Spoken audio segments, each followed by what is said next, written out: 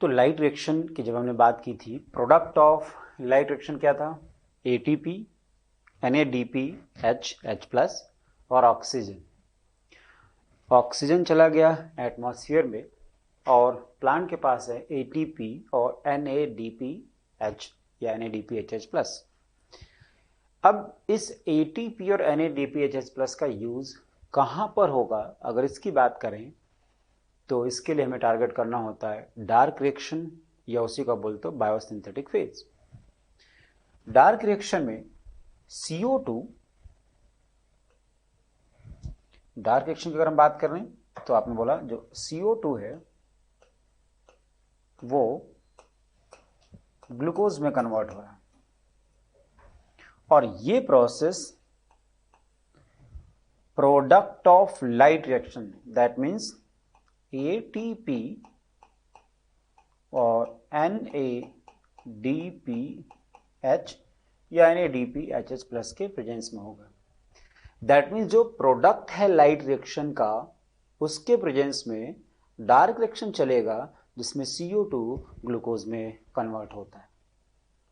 तो product of light reaction ATP और NADPH2 use किस में होगा? डार्क रिएक्शन में, और इसके प्रेजेंस में CO2 कन्वर्ट होगा ग्लूकोज में। डार्क रिएक्शन जो टर्म है सुनने से लगता है कि ये in the absence of light होता होगा, लेकिन ऐसा नहीं है। डार्क रिएक्शन भी लाइट के प्रेजेंस में, दैट मीन्स डे टाइम में ही होता है।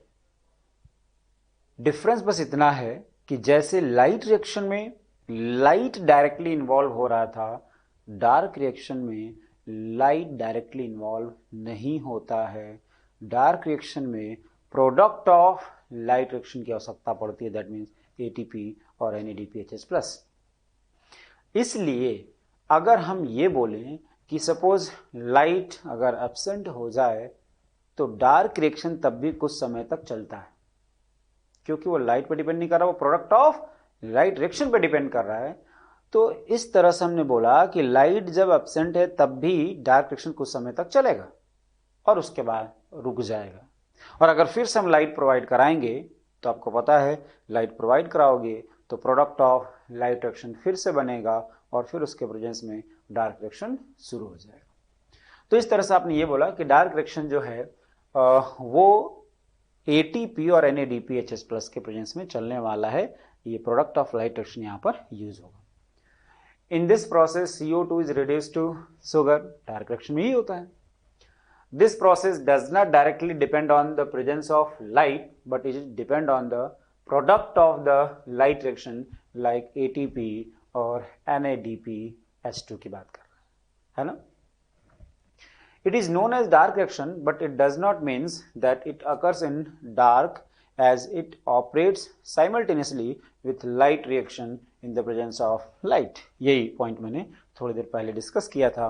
और फाइनल कमेंट है कि अगर हम लाइट को हटा दें तब भी ये डार्क रिएक्शन बायोसिंथेटिक फेज कुछ समय तक चलता है और फिर आगे चल के रुक जाएगा और फिर लाइट प्रोवाइड कराएंगे तो फिर से प्रोसेस आगे चलने लगेगा।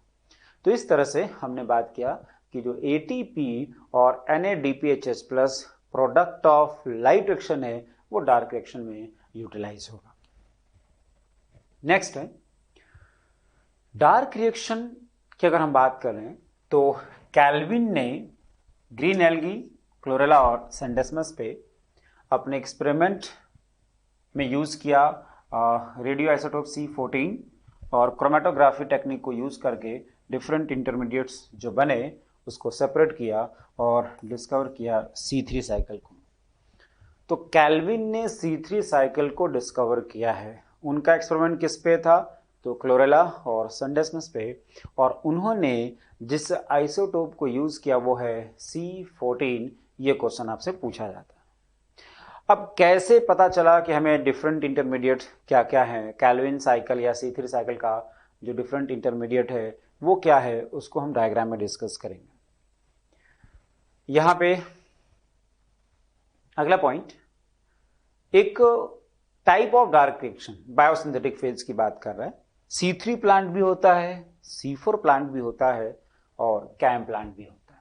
तो सबसे पहले इन तीनों के बारे में कुछ पॉइंट डिस्कस करते हैं और फिर उसके बाद हम C3, C4 और कैम प्लांट में कैसे CO2 ग्लूकोज में कन्वर्ट होता है प्रोडक्ट ऑफ लाइट रिएक्शन के प्रेजेंस में, उसकी बात करते हैं।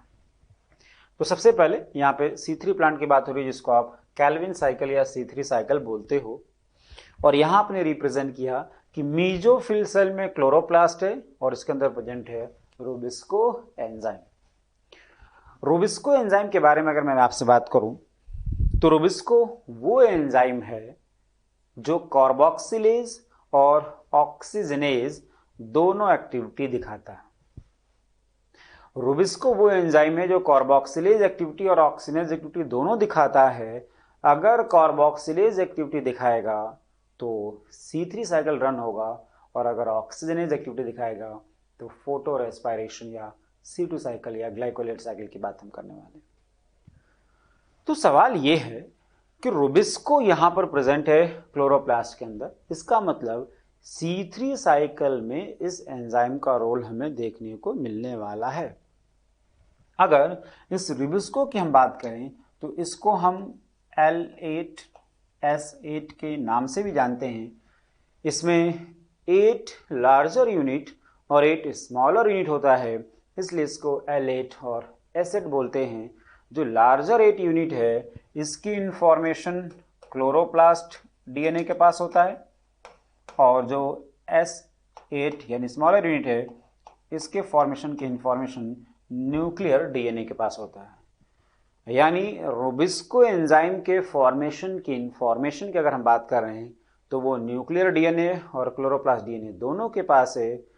लार्जर यूनिट की इंफॉर्मेशन क्लोरोप्लास्ट डीएनए के पास है और स्मॉलर यूनिट के फॉर्मेशन के इंफॉर्मेशन न्यूक्लियर डीएनए के पास प्रेजेंट होता है। तो L8S8 किसको बोलते हैं? रूबिस्को को। एक और पॉइंट डिस्कस कर लूं, इसको हम कार्बोक्सिल डिस्म्यूटेज के नाम से भी जानते हैं। तो रूबिस्को, L8S8 या कार्बोक्सी डिस्म्यूटेज, ये डिफरेंट नाम रूबिस्को का है। रूबिस्को की एफिनिटी CO2 के साथ भी है और ऑक्सीजन के साथ भी है। रूबिस्को की एफिनिटी, मैं इतना रूबिस्को को क्यों टारगेट कर रहा हूं? क्योंकि रूबिस्को वो एंजाइम है, चाहे प्लांट कोई भी हो, C3 हो, C4 हो, कैम प्लांट, उन सभी में C3 साइकिल तो चलेगा। और अगर C3 साइकिल चलेगा तो आपको रूबिस्को एंजाइम देखने को मिलने वाला। तो रूबिस्को एंजाइम की एफिनिटी CO2 के साथ भी है और ऑक्सीजन के साथ भी है। CO2 के साथ एफिनिटी उसकी ज्यादा है, मतलब अगर कंपैरिजन की बात करें तो CO2 के साथ रूबिस्को की एफिनिटी ज्यादा है। लेकिन अगर ऑक्सीजन का कंसंट्रेशन बढ़ जाए तो उस टाइम पर रूबिस्को ऑक्सीजन के साथ एसोसिएट होकर के ऑक्सीजनेज एक्टिविटी को रिप्रेजेंट करेगा और प्रोसेस चलने लगेगा फोटो रेस्पिरेशन, जिसकी चर्चा हम आगे चल के करेंगे। तो इस तरह से हमने इस रूबिस्को एंजाइम की बात की। एक बेसिक पॉइंट कि जो C3 प्लांट है उसमें जो प्राइमरी CO2 एक्सेप्टर है वो कौन है? RUBP। कितने कार्बन का है? 5 कार्बन का। और जो फर्स्ट स्टेबल कंपाउंड है वो PGA, फॉस्फोग्लिसरिक एसिड, कितने कार्बन का है? 3 कार्बन का। पाथवे में डिफरेंट इंटरमीडिएट आपको देखने को मिलेंगे, जिसकी चर्चा हम अभी थोड़ी देर में करने वाले हैं। लेकिन याद रखो, चाहे वो C3 पाथ की हम बात करेंगे, चाहे C4 या कैम, फर्स्ट CO2 एक्सेप्टर और फर्स्ट स्टेबल कंपाउंड कौन सा है ये हमें याद रखना है। क्वेश्चन यहां से अपने से पूछा जाता है। तो C3 साइकिल में पहला CO2 एक्सेप्टर कितने कार्बन का भाई? 5 कार्बन का। कौन है? RUBP, राइबोलोज 1,5 बिसफॉस्फेट है। और पहला स्टेबल प्रोडक्ट कौन है? तो PGA, फॉस्फोग्लिसरिक एसिड, कितने कार्बन का है? 3 कार्बन का। और याद रखिए, ये जो C3 या C4 नाम हम रख रहे हैं वो पहले स्टेबल कंपाउंड के बिहाफ पे रखा गया है, न कि फाइनल प्रोडक्ट के बिहाफ पे। यानी C3 साइकिल में जो पहला स्टेबल कंपाउंड होगा वो कोई 3 कार्बन का होगा और C4 में कोई 4 कार्बन का होगा। जैसे यहां पर 3 कार्बन का जो पहला स्टेबल कंपाउंड है वो कौन है? PGA। तो ये तो हमने C3 साइकिल के थोड़े से पॉइंट की बात कर ली। C4 साइकिल की बात करें या C4 प्लांट की मैं बात कर रहा हूं। C4 प्लांट, जिसको हम हैच एंड स्लैक पाथवे भी कहने वाले हैं क्योंकि इन्होंने इसको डिस्कवर किया। प्राइमरी CO2 एक्सेप्टर 3 कार्बन का कौन है, PEP, और first stable product OAA oxaloacetic acid कितने कार्बन का है, 4 कार्बन का। तो पहला स्टेबल प्रोडक्ट 4 कार्बन वाला है, इसलिए इसको हमने क्या बोला, C4, और यहां पर पहला स्टेबल कंपाउंड 3 कार्बन का है, इसलिए इसको हमने बोला C3। तो अगर आपसे पूछा जाए ये C3 और C4 फर्स्ट स्टेबल कंपाउंड के बिहार पर नाम दिया गया है या फाइनल, तो बोलोगे फर्स्ट स्टेबल कंपाउंड के बिहार पर। C3 साइकिल में जो पहला स्टेबल कंपाउंड है वो 3 कार्बन का PGA है, जबकि C4 की अगर हम बात करें तो पहला स्टेबल कंपाउंड 4 कार्बन का OAA है। आप ये भी जानते हो कि जो C4 प्लांट होता है उसके लीफ में क्रैंज एनाटॉमी देखने को मिलता है। अब क्रैंज एनाटॉमी का स्ट्रक्चर, बाकी डिफरेंट पॉइंट हम आगे चल के डिस्कस करेंगे। यहाँ पर जो डायग्राम रिप्रेजेंट किया गया उसकी बात कर लें। 2 तरह का क्लोरोप्लास्ट रिप्रेजेंट किया है, एक वो जो मीजोफिल सेल में है और एक वो जो बंडल सीड सेल में है। इस डायग्राम में एक बात ये भी समझ में आ रही है कि जो मीजोफिल सेल में क्लोरोप्लास्ट है उसकी साइज छोटी और जो बंडल सीड सेल में क्लोरोप्लास्ट है उसकी साइज बड़ी है। इसका मतलब एक पॉइंट तो यहाँ से मिल रहा है कि मीजोफिल सेल में जो क्लोरोप्लास्ट है उसके साइज स्मॉलर होगा, तो इसके कंपैरिजन में वहां पे उसके साइज लार्जर। रूबिस्को एंजाइम यहां पर आपने रिप्रेजेंट किया कि बंडल सीड सेल के क्लोरोप्लास्ट में रूबिस्को एंजाइम प्रेजेंट है, जबकि अगर हम यहां पे बात करें तो यहां भी पेप्केज एंजाइम है जो कि मीजोफिल सेल के साइटोप्लाज्म में उपस्थित होता है। तो यहां पर 2 तरह के क्लोरोप्लास्ट की बात करें, एक है मीजोफिल सेल क्लोरोप्लास्ट और दूसरा है बंडल सीड सेल क्लोरोप्लास्ट। जबकि अगर हम C3 की बात कर रहे हैं तो यहाँ पर सिर्फ और सिर्फ बात हो रही है मीजोफिल सेल क्लोरोप्लास्ट की। ओके, आगे बढ़ें। जो तीसरा पॉइंट है कैम प्लांट या कैम पाथवे की बात करते हैं। कैम प्लांट या कैम पाथवे की अगर हम बात कर रहे हैं तो प्राइमरी CO2 एक्सेप्टर, जो प्राइमरी CO2 एक्सेप्टर है वो 3 कार्बन का है, कौन, PEP फॉस्फोइनॉल पायरुवेट, और जो फर्स्ट स्टेबल कंपाउंड है वो 4 कार्बन का है, OAA ऑक्सलो एसिटिक एसिड। जो पॉइंट हमने यहां पर मेंशन किया है सेम वही पॉइंट आपने यहां पर भी मेंशन किया है। यानी एक बात तो हमें यह समझ में आ रही है कि अगर कैम से कुछ क्वेश्चन पूछा जाता है या C4 प्लांट से कोई क्वेश्चन पूछा गया कि पहला CO2 एक्सेप्टर या फर्स्ट स्टेबल प्रोडक्ट कौन सा है, तो दोनों पाथवे में हमें आंसर सेम देना है। दोनों में आंसर क्या होगा, सेम होगा, कोई भी चेंज नहीं होने वाला है। हाँ, कैम प्लांट में क्रैंज एनाटॉमी प्रेजेंट नहीं होता है। तो यहां पर आपने रिप्रेजेंट किया, यह है मीजोफिल सेल। क्या है, मीजोफिल सेल। और इस मीजोफिल सेल में आपने बोला कि जो क्लोरोप्लास्ट है उसके अंदर प्रेजेंट है रूबिस्को और यहां पर एंजाइम है पेप्केज। क्या यहां पर 2 टाइप का क्लोरोप्लास्ट है, नहीं है। यहां पर 2 टाइप का क्लोरोप्लास्ट है और यहां पर भी सिर्फ एक ही तरह क्लोरोप्लास्ट है जो प्रेजेंट है मीजोफिल सेल में। तो ये एक ओवरव्यू C3, C4 और कैम प्लांट के बारे में आपने रिप्रेजेंट किया है। अब हमें स्टेप बाय स्टेप डिस्कस करना है कि C3 प्लांट हो चाहे C4 प्लांट हो चाहे कैम प्लांट हो, इसमें CO2 ग्लूकोज में कैसे कन्वर्ट होता है। पॉइंट को शुरू करने से पहले जैसे हम पहले C3 प्लांट की बात करेंगे और C3 प्लांट की जब बात होगी और उसमें डिफरेंट पॉइंट आप डिस्कस करोगे, फिर उसके बाद हम C4 प्लांट की बात करेंगे। C4 प्लांट में उसके पाथवे के बारे में, क्रैंज एनाटॉमी के बारे में डिस्कस करने के बाद हम C3 और C4 प्लांट का कंपैरिजन करेंगे। उससे फायदा ये होगा कि अगर हमने एक पॉइंट C3 का याद किया तो C4 वाला उसके रेस्पेक्ट में याद करना अपने लिए आसान हो जाता है और क्वेश्चन आपको वहीं से पूछा जाता है। तो वो सारी इंफॉर्मेशन हम एक साथ फिर से कंपैरिजन में डिस्कस करेंगे C3 और C4 पाथवे को समझने के बाद। मैंने एक और पॉइंट आपसे बोली कि जब पाथवे से क्वेश्चन पूछा जाएगा तो आपको दिख रहा है कि दोनों तरफ प्राइमरी CO2 एक्सेप्टर और फर्स्ट स्टेबल कंपाउंड क्या है, सेम है। मतलब पाथवे जब क्वेश्चन पूछा जाएगा तो अगर C4 के बारे में हमारे पास इंफॉर्मेशन है तो कैम का भी क्वेश्चन सॉल्व हो जाएगा। बाकी कुछ पॉइंट में कैम और C4 प्लांट भी डिफर करते हैं, वो हम आगे डिस्कस करेंगे। तो शुरुआत करते हैं सबसे पहले हम C3 साइकिल, कैल्विन साइकिल या C3 पाथवे यहाँ पे बोला गया है। यहाँ पे अगर हम इस पाथवे की बात करें तो Calvin and his co-workers then worked out whole pathway and so that the pathway operate in cyclic manner.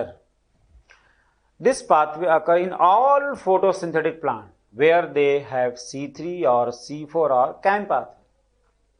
तो मैंने आपसे बोला था कि रोबिस्को नियम तो आपको हर जगह मिलने वाला है, चाहे वो C3 हो, चाहे वो C4 हो, चाहे वो CAM हो।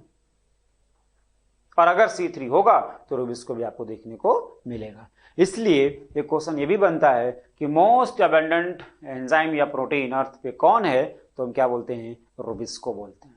ओके, नेक्स्ट है Calvin cycle can be described under 3 stage.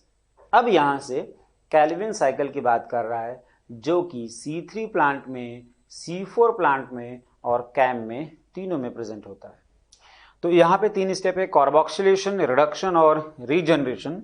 और इस तीनों स्टेप को एनसीईआरटी ने एक पाथवे के थ्रू रिप्रेजेंट किया है। जो डायग्राम एनसीईआरटी में बनाया गया वो उसको सिंप्लीफाई करके बनाया गया है, अदरवाइज कैल्विन साइकिल का डायग्राम उससे कॉम्प्लिकेटेड है, उसमें कई सारे इंटरमीडिएट भी बनते हैं, लेकिन एनसीईआरटी ने उन इंटरमीडिएट्स को टारगेट नहीं किया है। दैट मीन्स हमें भी उस पर फोकस नहीं करना है, जो पाथवे एनसीईआरटी का है उसको टारगेट करना है। तो यहाँ पे कार्बोक्सिलेशन, आगे क्या लिख रहा है, most crucial step. That means अगर कार्बोक्सिलेशन, रिडक्शन और रीजनरेशन में से आपसे ये पूछा जाए कि सबसे क्रूशियल जो स्टेज है होगा या स्टेप होगा C3 साइकिल में कौन होगा, तो फर्स्ट है कार्बोक्सिलेशन। बाकी जो रोबिस्को एंजाइम है उसके बारे में बात की गई है।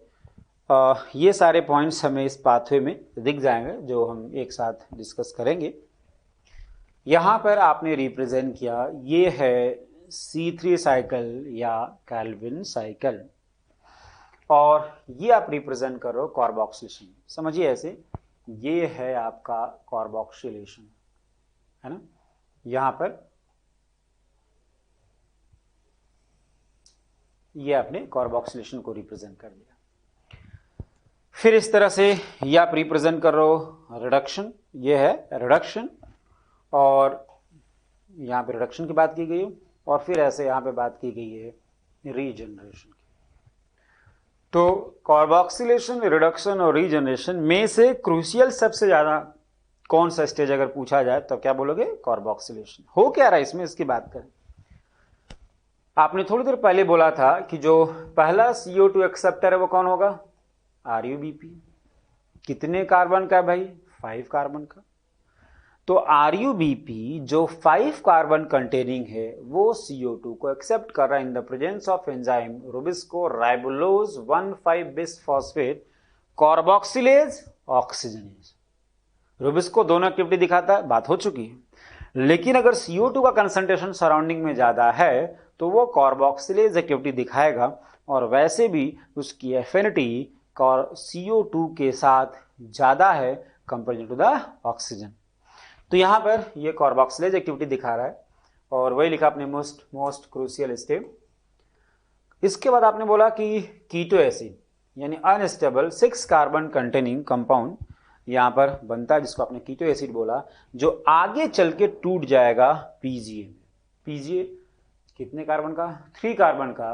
तो अपना ये बात समझ में आ रही है कि 6 कार्बन से अगर 3 कार्बन वाला कोई कंपाउंड बनेगा तो इसका 2 मॉलिक्यूल बना, कितना, 2 मॉलिक्यूल। यानी अगर मैं इस तरह से बात करूं तो 1 मॉलिक्यूल CO2, 1 मॉलिक्यूल RUBP, कितने कार्बन का, 5 कार्बन, और एक CO2 ले लिया, 6 कार्बन। यहां पर कीटो एसिड 6 कार्बन वाला बना जो अनस्टेबल है, जो आगे चल के कन्वर्ट हो जाएगा 2 मॉलिक्यूल फॉस्फोग्लिसरेट या PGA में जो 3 कार्बन का है। इस तरह से डिफरेंट इंटरमीडिएट यहां पे बनने वाले हैं। तो आपसे मैंने यही तो बोला कि हमें डिफरेंट इंटरमीडिएट को टारगेट नहीं करना है, हमें बस ये टारगेट करना है कि पहला CO2 एक्सेप्टर कौन है। तो आप बोलो कि पहला CO2 एक्सेप्टर है राइबोलोज 1,5 बिसफॉस्फेट जो 5 कार्बन का है, और पहला स्टेबल कंपाउंड है 3 कार्बन का PGA। ये हमें याद रखना है। और ये प्रोसेस जिस एंजाइम की उपस्थिति में हो रहा है वो कौन सा है, रुबिस्को। फिर आगे आपने बोला कि PGA रिडक्शन वाले स्टेज में जाएगा, यहां पर ATP और NADPHS प्लस खर्च होने की बात हो रही। क्या यही था प्रोडक्ट ऑफ लाइट रिएक्शन? तो आपने बोला था कि जो प्रोडक्ट ऑफ लाइट रिएक्शन है उसको हम डार्क रिएक्शन में यूज में लाएंगे। तो यहां पर आपका प्रोडक्ट ऑफ जो लाइट रिएक्शन है इसके प्रेजेंस में रिडक्शन हो रहा है और फिर ये कन्वर्ट हो गया ट्राइओज फॉस्फेट या PGL फॉस्फोग्लिसरॉल्डिहाइड 2 मॉलिक्यूल, और फिर आपने बोले इससे चल के बन गया आगे सुक्रोज या स्टार्च जिस फॉर्म में ये स्टोर होने वाला। अब इसके बाद यहां पे आपने रिप्रेजेंट किया रीजनरेशन, यहां भी आप ATP खर्च कर रहे हो और फिर रीजनरेशन से आपको क्या मिल गया, RUBP, ताकि वो नेक्स्ट CO2 मॉलिक्यूल को फिर से एक्सेप्ट कर सके और प्रोसेस फिर से शुरू हो सके। दैट मीन्स कार्बोक्सिलेशन, रिडक्शन और रीजनरेशन, ये 3 स्टेप है। इसमें डिफरेंट इंटरमीडिएट भी बनते हैं, हम चाहें तो एक एक कार्बन का हिसाब भी लगा सकते हैं, लेकिन वो डायग्राम में यहां पर मेंशन नहीं किया गया, इसलिए उसकी चर्चा हम यहां पर नहीं कर रहे। तो सिंपल सा पॉइंट 3 स्टेप है, कार्बोक्सिलेशन, रीजनरेशन और रिडक्शन। अब आपसे अगर क्वेश्चन ये पूछा जाए कि C3 साइकिल में वो कौन सा पाथवे है जिसमें एनर्जी कंज्यूम नहीं होती है, कार्बोक्सिलेशन। और किसमें कंज्यूम होती है, तो रिडक्शन और रीजनरेशन में। अब इस बात को समझो, अगर 1 मॉलिक्यूल CO2 के रेस्पेक्ट में ये पाथवे हम चला रहे हैं तो यहां पर 2 ATP और 2 NADPHS प्लस कंज्यूम हो रहा है और यहां पर 1 ATP। तो आप बताओ 1 मॉलिक्यूल CO2 के रेस्पेक्ट में टोटल रिडक्शन और रीजनरेशन दोनों को जोड़ दिया जाए, रिडक्शन में 2 ATP है, रीजनरेशन में 1 ATP है, तो रिडक्शन और रीजनरेशन दोनों को जोड़ दें तो 2 + 1 3 ATP हो जाएगा। तो क्या हम ये बोल सकते हैं कि 1 मॉलिक्यूल CO2 के रेस्पेक्ट में 3 ATP और 2 NADPHS प्लस कंज्यूम होगा। और अगर हमें ग्लूकोज बनाना है जो कि 6 कार्बन कंटेनिंग है तो 6 मॉलिक्यूल CO2 को हमें यहां पर फिक्स कराना है। और अगर 6 मॉलिक्यूल CO2 के संग बात होगी तो 1 मॉलिक्यूल CO2 के लिए कितना है, 3 ATP प्लस 2 NADPHS प्लस, तो 6 मॉलिक्यूल CO2 के लिए आपको पता है 18 ATP प्लस 12 NADPHS प्लस हो जाएगा। तो यहां पर आपने वही मेंशन किया कि 6 मॉलिक्यूल CO2 से 1 मॉलिक्यूल ग्लूकोज अगर हमें मिलेगा तो इस दौरान हम 18 ATP और 12 NADPHS प्लस कंज्यूम कराएंगे, जो कि प्रोडक्ट था किसका, लाइट रिएक्शन का। तो आप ये बताओ, अगर मैं आपसे बोलूं नहीं 1 मॉलिक्यूल CO2 के लिए बताओ तो क्या बोल दूं, 1 मॉलिक्यूल CO2 के लिए 3 ATP प्लस 2 NADPH कंज्यूम होगा। तो 1 मॉलिक्यूल CO2 के लिए मैंने बोला 3 ATP, 2 यहां पर 1 यहां पे। तो अब अगर 6 की बात करें 6 मॉलिक्यूल CO2 के लिए तो आपको पता है करना क्या है, 6 × 3 दैट मीन्स ये हो जाएगा 18 ATP और यहाँ पे 6 × 2 कर लो, ये हो जाएगा 12 NADPHS प्लस या NADPH। तो 6 मॉलिक्यूल CO2 के साथ में ये ATP और NADPH कंज्यूम होगा और 1 मॉलिक्यूल ग्लूकोज का फॉर्मेशन होगा। 1 मॉलिक्यूल ग्लूकोज बनाने के लिए कैल्विन साइकिल को कितनी बार चलना पड़ेगा, अगर ये पूछा जाए तो बोलोगे 6 टाइम। यानी 1 मॉलिक्यूल CO2, 2 मॉलिक्यूल CO2, इस तरह से 6 मॉलिक्यूल CO2 के लिए ये कैल्विन साइकिल जब 6 बार चलेगा तो जाकर के ग्लूकोज का फॉर्मेशन होगा और टोटल इस दौरान 18 ATP plus 12 NADPHS plus consume होगा। ओके, अब यहां पर आपने बोला 18 ATP और 12 NADPHS प्लस कंज्यूम होगा, ये 6 मॉलिक्यूल CO2 के रिस्पेक्ट में आप बोल रहे हो। अगर मैं 1 मॉलिक्यूल CO2 का सब आपसे बात करूं तो बोलोगे 3 ATP और 2 NADPHH+ कंज्यूम होगा। क्वेश्चन का फॉर्मेट और भी हो सकता है कि कौन सा स्टेज है जिसमें कि एनर्जी कंज्यूम नहीं हो रहा है, तो आप बोलोगे कार्बोक्सिलेशन वाला स्टेज, जिसमें रोबिस्को एंजाइम है।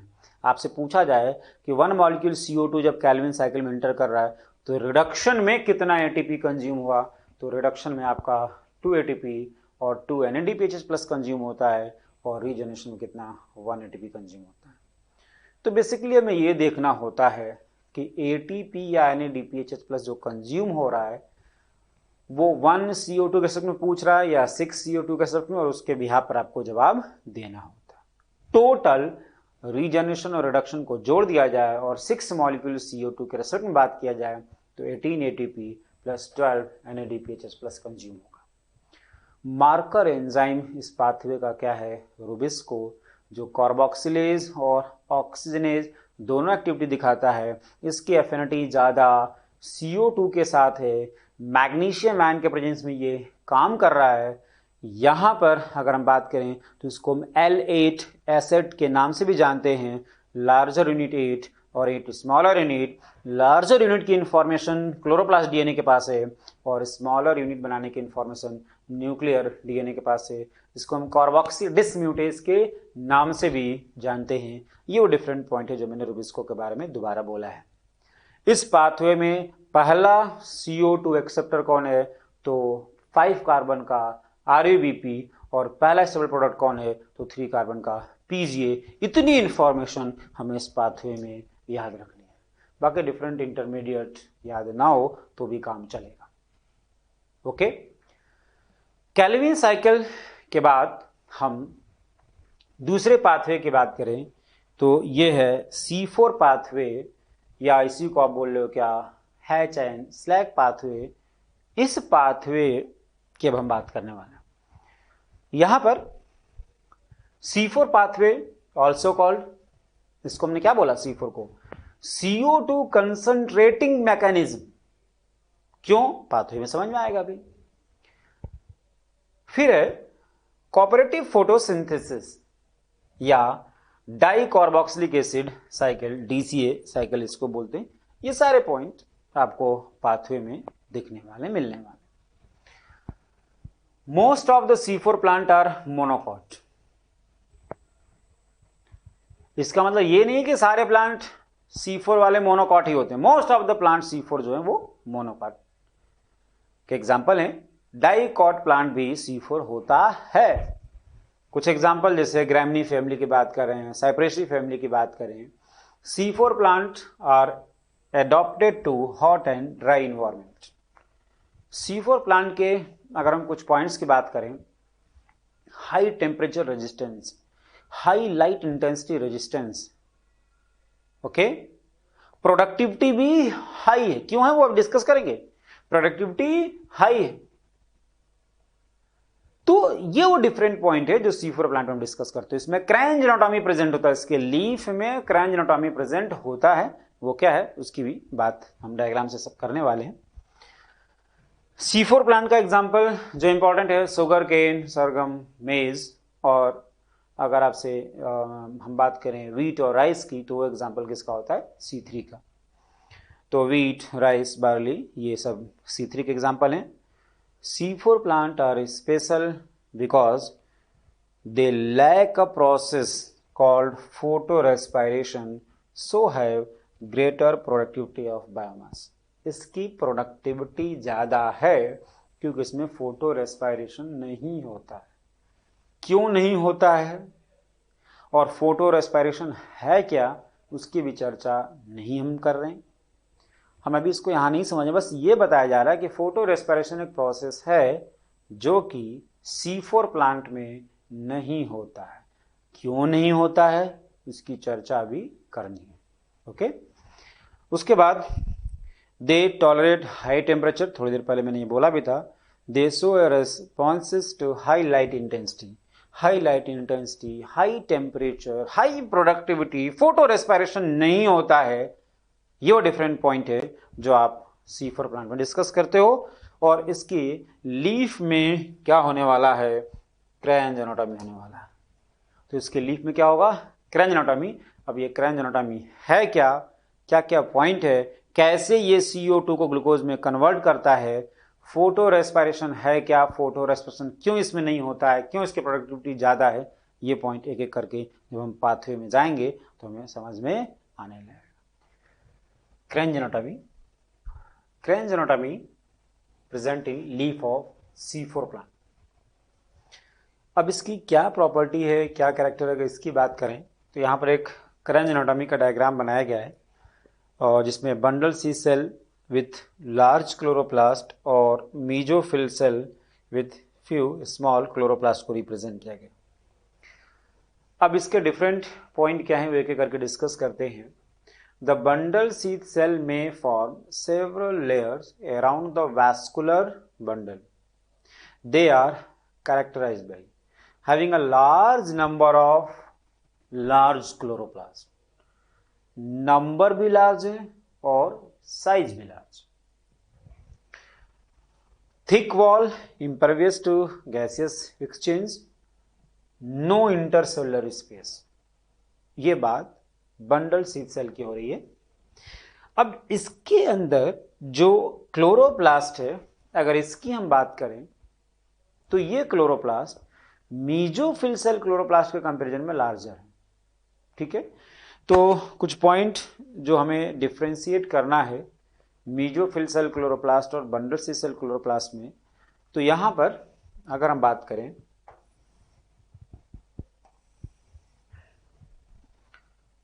मीजोफिल सेल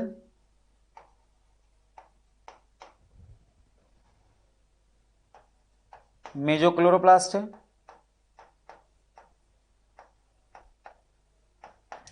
और जो बंडल सीथ सेल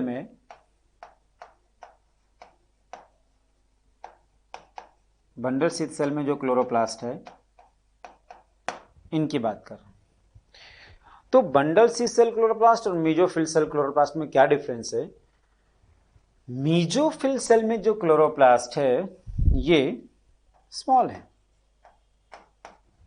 तो इसके कंपैरिजन में ये लार्ज है ना। मीजोफिल सेल क्लोरोप्लास्ट और बंडल सीथ सेल में अगला पॉइंट है कि यहां पर ये जो मीजोफिल सेल क्लोरोप्लास्ट है ये ग्रैनल है, तो यहां पर ये ए ग्रैनल स्कैटर्ड होगा। तो ग्रैनल, ये ग्रैनल, यहां पर फोटो सिस्टम फर्स्ट भी होगा और फोटो सिस्टम सेकंड भी होगा।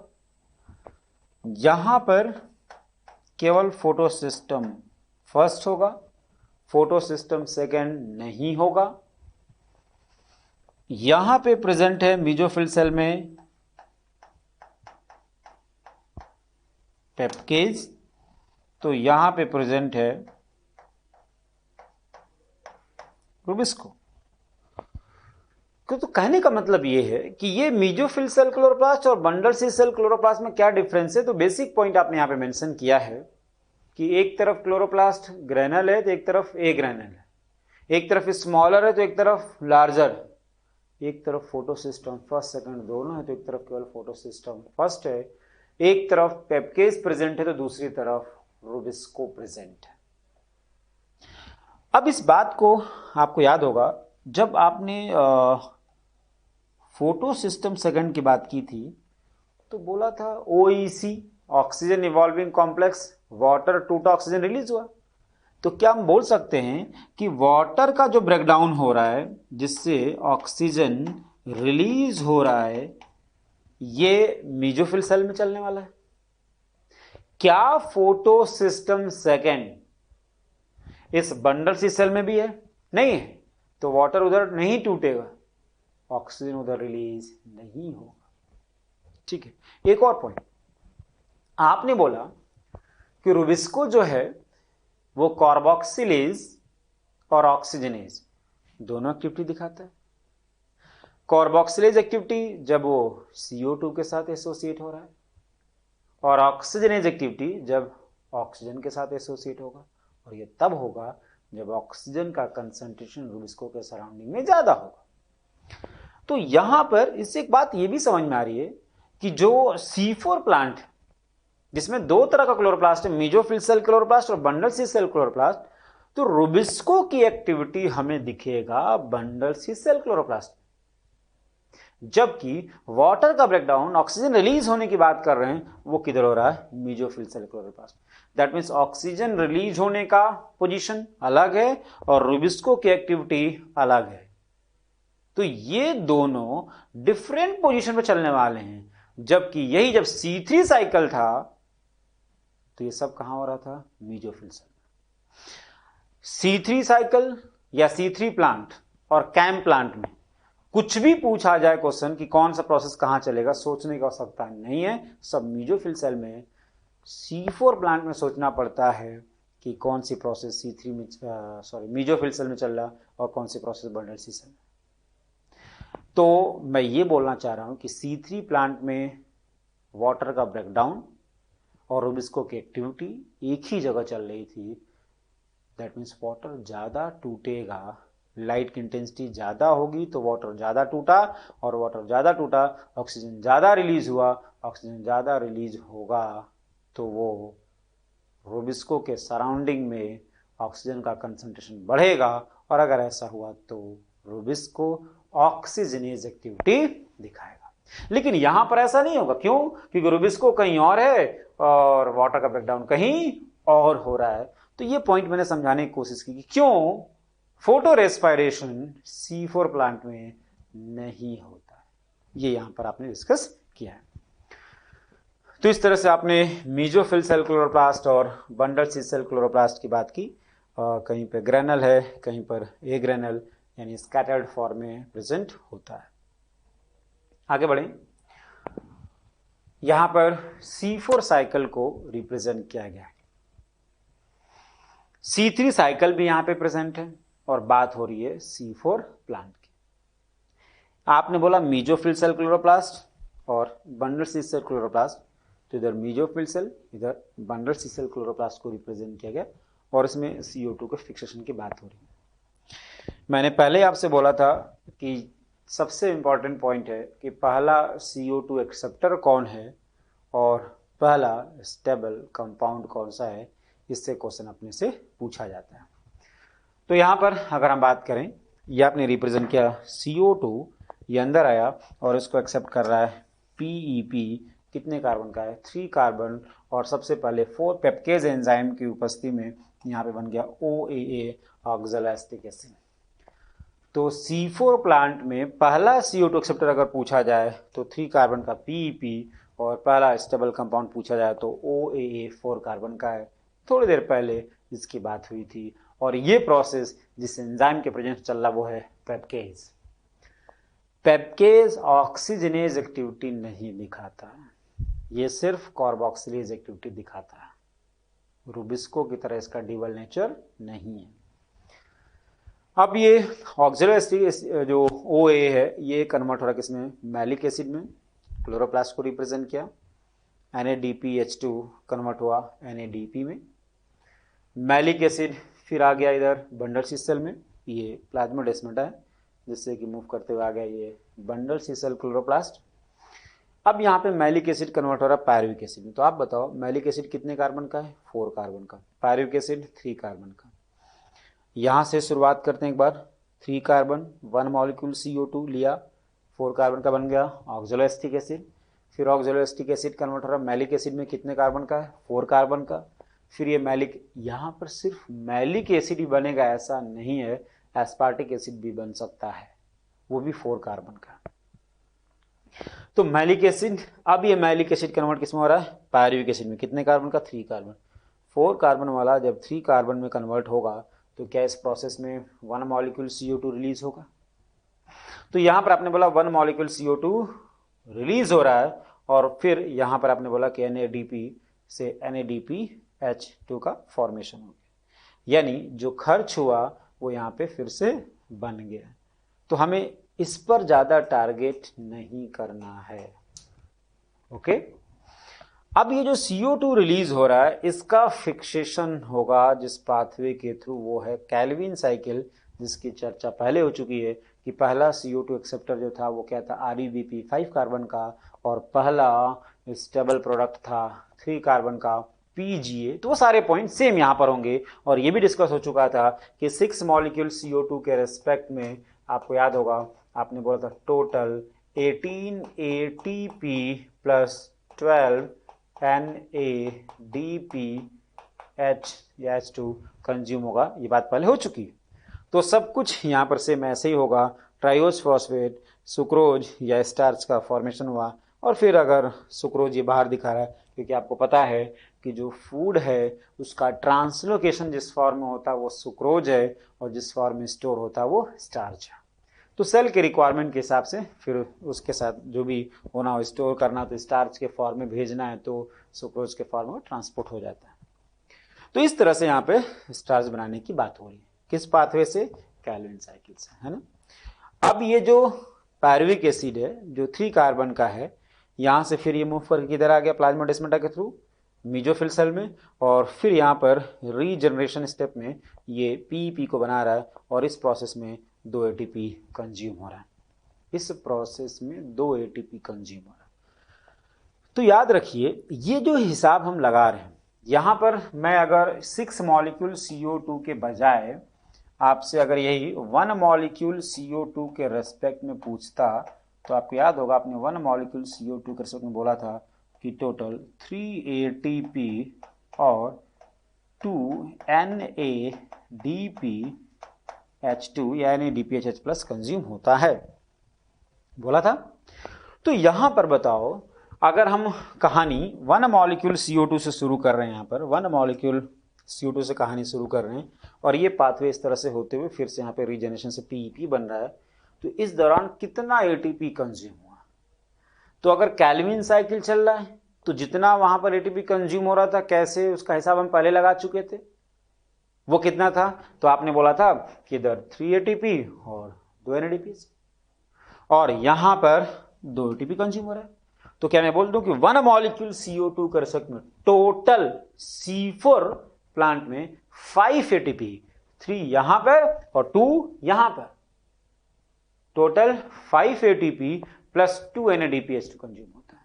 तो आपने बोला कि अगर हम टोटल कर दें, तो आपने बोला 1 मॉलिक्यूल CO2 के रेस्पेक्ट में, 1 मॉलिक्यूल CO2 के रेस्पेक्ट में यहां पर 5 ATP प्लस 2 NADPH2 कंज्यूम हो रहा है। तो इस तरह से अगर हम 6 मॉलिक्यूल CO2 के रेस्पेक्ट में बात करें तो टोटल कितना हो जाएगा, 30 ATP प्लस 12 NADPH2 कंज्यूम होगा। तो 6 मॉलिक्यूल CO2 के रेस्पेक्ट में C4 प्लांट में अगर उसको हम ग्लूकोज में कन्वर्ट कर रहे हैं तो टोटल कितना, 30 ATP प्लस 12 NADPH2 या NADPH2 कंज्यूम होगा। आपसे क्वेश्चन ये पूछा जाता है कि C3 प्लांट के कंपैरिजन में C4 प्लांट में कितना एडिशनल ATP लगा। तो क्या वहां पर टोटल 18 ATP लग रहा था 6 मॉलिक्यूल CO2 के रेस्पेक्ट में, और यहां पे कितना लग रहा भाई 30, यानी एडिशनल कितना होगा 12 ATP, कितना 12 ATP। तो अगर अपने से क्वेश्चन ये पूछा जाए कि C4 प्लांट में 6 मॉलिक्यूल CO2 को ग्लूकोज में कन्वर्ट करने के लिए कितना ATP और NADPH2 कंज्यूम होगा, तो बोलोगे आप 30 ATP प्लस 12 NADPH प्लस। एक क्वेश्चन ये भी बनता है कि 6 मॉलिक्यूल CO2 को ग्लूकोज में कन्वर्ट करने के लिए C4 प्लांट में कितना एडिशनल ATP लगता है C3 प्लांट के कंपैरिजन में, तो 12 ATP। पहला CO2 एक्सेप्टर 3 कार्बन का PEP है यहां पर, और पहला स्टेबल प्रोडक्ट 4 कार्बन का OAA है, ऑक्सैलो एसिटिक एसिड है। ओके, आप बताओ ये मीजोफिल सेल है ना, यहां पर फोटो सिस्टम सेकंड भी था लेकिन रुबिस्को नहीं है, रुबिस्को इधर है, रुबिस्को इधर है। तो हो क्या रहा है, यहां पर आपने बोला कि जब CO2 को एक्सेप्ट कर रहा पी फिर बना ऑक्सैलोएसिटिक एसिड, फिर ये बना मैलिक एसिड फिर इंटर कर बंडल सी सेल में, और ये मैलिक एसिड कन्वर्ट हो रहा है पायरुविक एसिड में। तो क्या यहाँ पर CO2 रिलीज हो रहा है? तो मैलिक एसिड जब पायरुविक एसिड में टूटेगा तो CO2 रिलीज होगा। तो पता लगा ये प्रोसेस चल रहा है, malic acid pyruvic acid, malic acid pyruvic acid, तो CO2 यहाँ पर रिलीज होगा, और इसकी वजह से इंटरनल CO2 का कंसंट्रेशन यहाँ पर ज्यादा होगा। जिधर कैल्विन साइकिल की बात हो रही है, दैट मींस रूबिस्को एंजाइम की बात हो रही है। और अगर CO2 का कंसंट्रेशन ज्यादा है तो रूबिस्को कार्बोक्सिलेज एक्टिविटी दिखाएगा, ना कि ऑक्सीनेज एक्टिविटी। और इस दौरान आपने बोला कि इसमें फोटो रेस्पिरेशन नहीं होगा क्योंकि कार्बोक्सिलेज एक्टिविटी दिखाएगा। दैट मींस यहां पर CO2 की इफेक्टिव पंपिंग हो रही है। इफेक्टिव पंपिंग की वजह से CO2 का कंसंट्रेशन ज्यादा, ये रूबिस्को सिर्फ कार्बोक्सिलेज एक्टिविटी दिखाएगा, और इसीलिए हम बोलते हैं कि फोटो रेस्पिरेशन C4 प्लांट में नहीं होता है, इफेक्टिव पंपिंग ऑफ CO2। और वैसे भी वाटर के टूटने से ऑक्सीजन तो रिलीज होगा, लेकिन वो किधर होगा? मीजोफिल सेल में, क्योंकि photo system second bundle sheath cell में उपस्थित नहीं होता। ओके, तो इस तरह से आपने इस पाथवे को रिप्रेजेंट किया।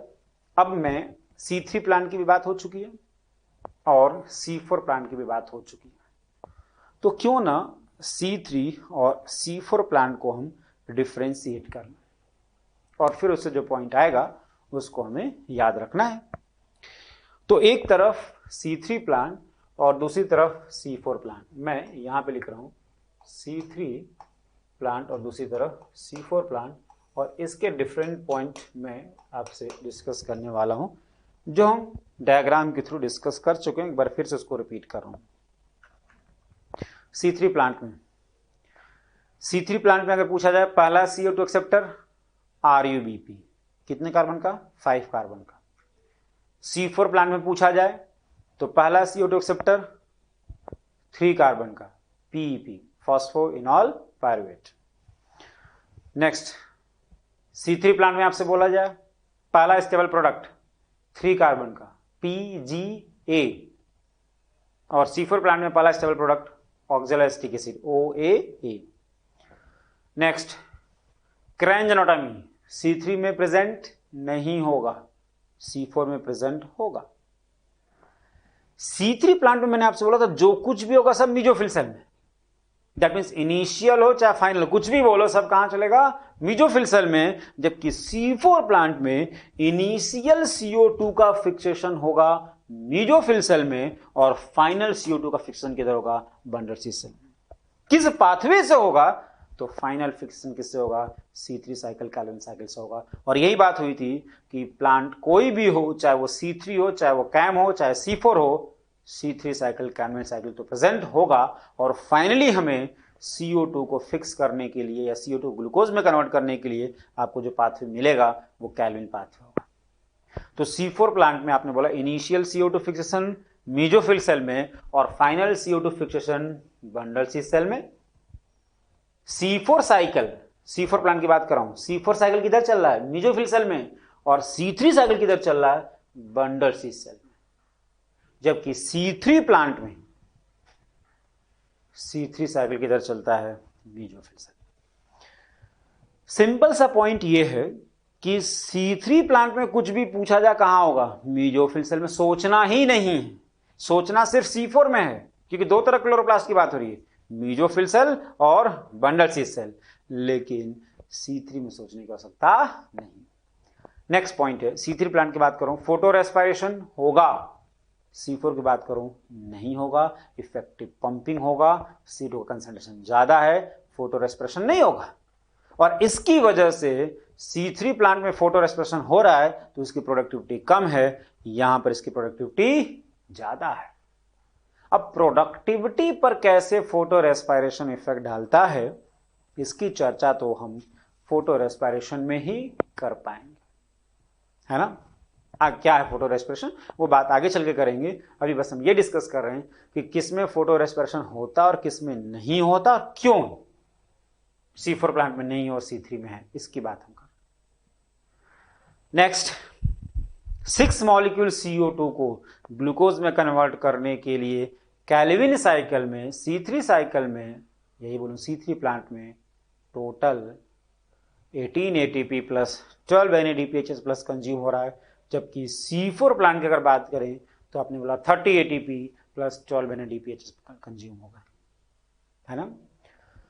एग्जाम्पल वीट, राइस C3 का, शुगर केन, सरगम, मेज C4 का, लो टेम्परेचर 20 से 25 ऑप्टिमम टेम्परेचर है इसका C3 का, जबकि यहाँ पे 30 से 40 डिग्री के आसपास C4 प्लांट का ऑप्टिमम टेम्परेचर होता है। तो इस तरह से C3 और C4 प्लांट को हमने डिफ्रेंशिएट किया है।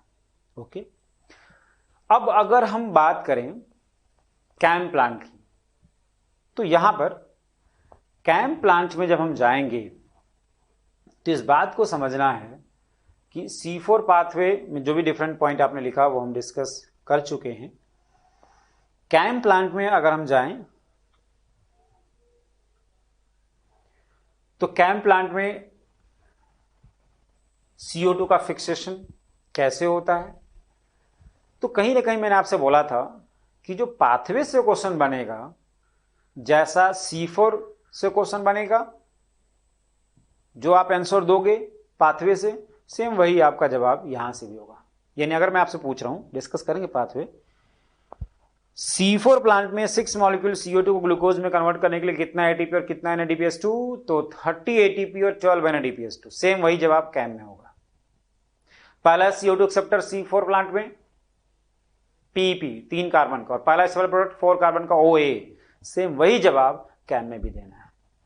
यानी पाथवे नहीं याद होगा तो भी हम क्वेश्चन सॉल्व कर सकते हैं cam plant.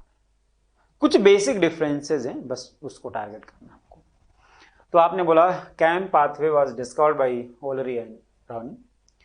They observed that CO2 fixation occurred during night in member of Crassulaceae family succulent xerophyte, जिसके कुछ पर्टिकुलर एग्जांपल आपने यहाँ पे मेंशन किया।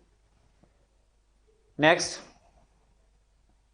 सकुलेंट और CAM plants are characterised by scotoactive stomata. समझ रहे हो, स्कोटोएक्टिव स्टोमेटा वो स्टोमेटा होता है जो नाइट में ओपन होता है और डे में क्लोज होता है। और ऐसा इसलिए क्योंकि ये वो प्लांट है जो जीरोफिटिक एरिया में प्रेजेंट है, जहां पर वाटर की डिफिशियंसी है, और अगर वाटर की डिफिशियंसी है तो ट्रांसपिरेशन को कम करने के लिए, वाटर लॉस को कम करने के लिए स्टोमेटा नाइट में ओपन होता है, डे में क्लोज हो जाता है। फिर वही बात, प्राइमरी CO2 एक्सेप्टर और प्राइमरी स्टेबल प्रोडक्ट, ये सेम वही पॉइंट है जो आपने C4 में डिस्कस किया है, और यहां पर एक डायग्राम पाथवे का रिप्रेजेंट किया गया है कैम में। मीजोफिल सेल, क्या क्रेंज एनाटॉमी C4 था? बिल्कुल था, कैम में नहीं है। लेकिन पाथवे जो C4 का था, C4 प्लांट का, वही सेम आपको कैम में भी मिलने वाला है ना। तो क्या है डिफरेंस, उसको पाथवे के थ्रू समझेंगे। आपने यहां पे बोला स्टोमेटा ओपन, स्टोमेटा ओपन यानी बात नाइट की हो रही है, और यहां पे आप बोल रहे हो stomata close, that means day की बात।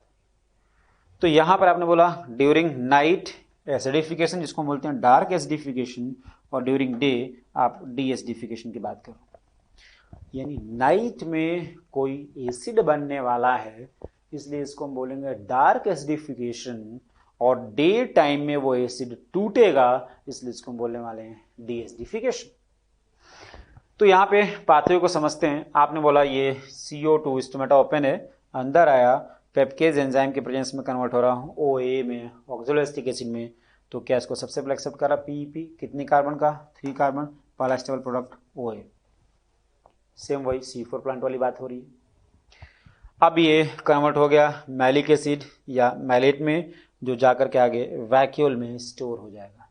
यानी जब नाइट में स्टोमेटा ओपन होगा तो इस तरह से इस पाथवे को यूज करते हुए मैलिक एसिड बनेगा, और ये मैलिक एसिड वैक्यूल में स्टोर होगा, इसलिए इसको आपने बोला डार्क एसिडिफिकेशन। यानी कि एसिड बन रहा है मैलिक एसिड, जो वैक्यूल में आकर के स्टोर हो जाएगा।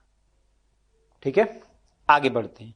During day time, day time की अगर हम बात करें तो आपने बोला डे टाइम में स्टोमेटा क्लोज हो जाएगा, डे टाइम में स्टोमेटा क्लोज।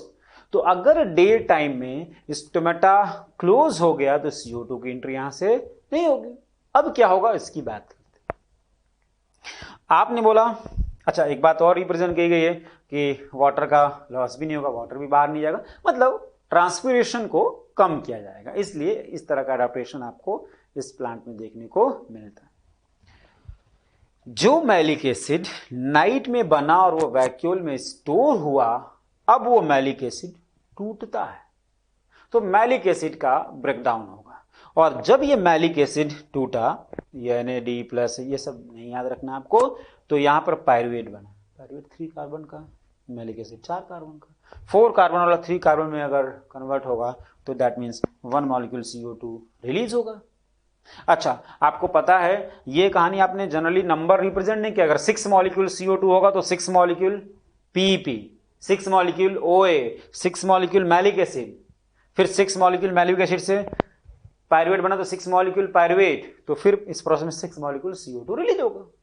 तो इसको बैलेंस भी कर सकते हैं, बट एक सिंपल वे में 1 मॉलिक्यूल CO2 के बिहाफ पर भी अगर हम बात कर रहे हैं तो आपने बोला ये CO2 रिलीज हुआ और फिर ये कहां चला गया, कैल्विन साइकिल।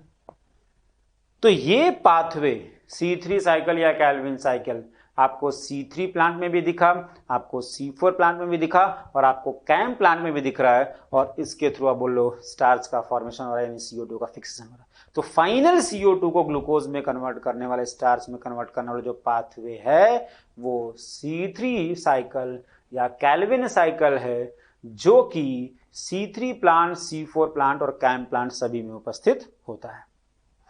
फिर आपने बोला कि ये जो पायरुवेट है वो कन्वर्ट होगा PEP में, वही रीजेनरेशन, और ये PPD के पायरुवेट फॉस्फेट डाइकाइनेज एंजाइम के प्रेजेंस में आपने बोला कि ATP जो होगा वो AMP में कन्वर्ट होगा, और यहां भी आप ऑन एवरेज बोलते हो 2 ATP कंज्यूम होता है।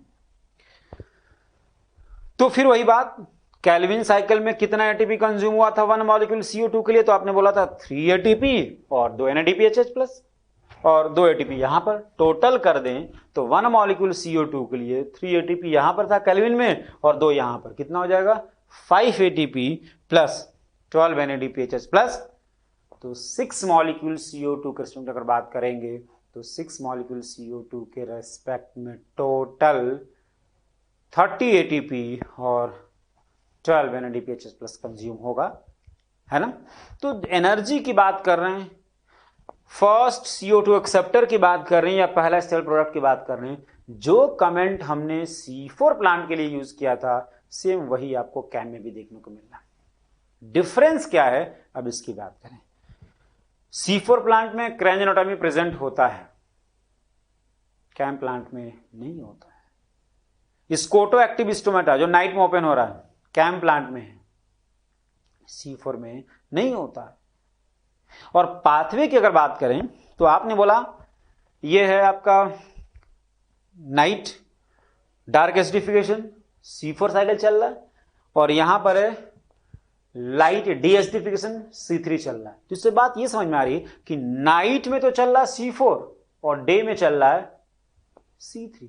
कहां पर चल रहा है भाई, तो चल तो रहा है मीजोफिल सेल में, पोजीशन सेम है, टाइम अलग अलग है।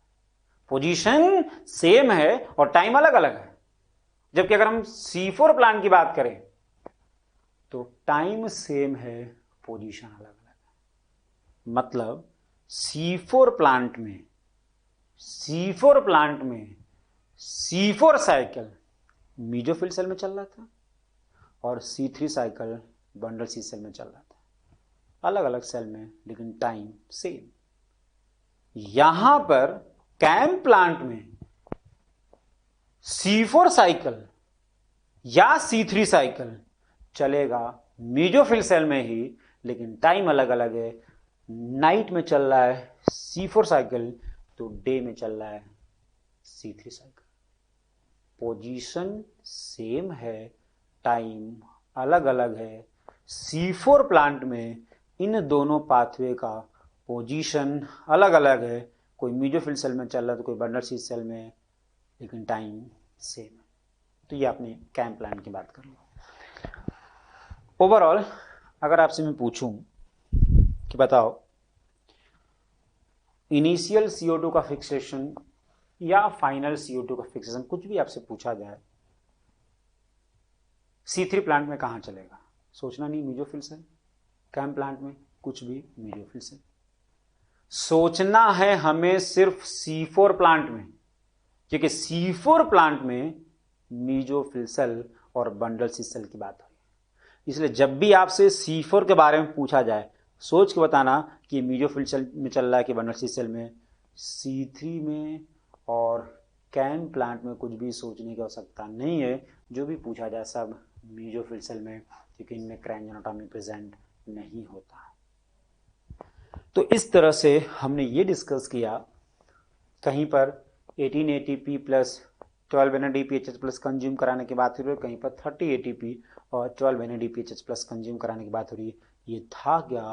प्रोडक्ट ऑफ लाइट रिएक्शन, जिसके प्रेजेंस में हमने CO2 को कन्वर्ट किया ग्लूकोज में बायोसिंथेटिक फेज में या डार्क रिएक्शन। ओके, इस दौरान हमने इन तीनों पाथवे या तीनों प्लांट के बारे में बात किया, C3, C4 और कैम।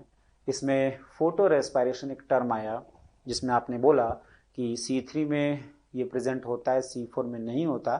क्यों, ये तो हमने डिस्कस कर लिया, बट फोटो रेस्पिरेशन है क्या, प्रोडक्टिविटी पर इसका क्या इफेक्ट पड़ता है? आपने बोला कि C4 प्लांट में फोटो रेस्पिरेशन नहीं होता है, उसकी प्रोडक्टिविटी ज़्यादा है, और C3 में फोटो रेस्पिरेशन होता है, उसकी प्रोडक्टिविटी कम है। तो आखिर ये फोटो रेस्पिरेशन है क्या, कैसे प्रोडक्टिविटी पे इफेक्ट डालता है? कहीं ना कहीं हमें अब इसको टारगेट करना होगा।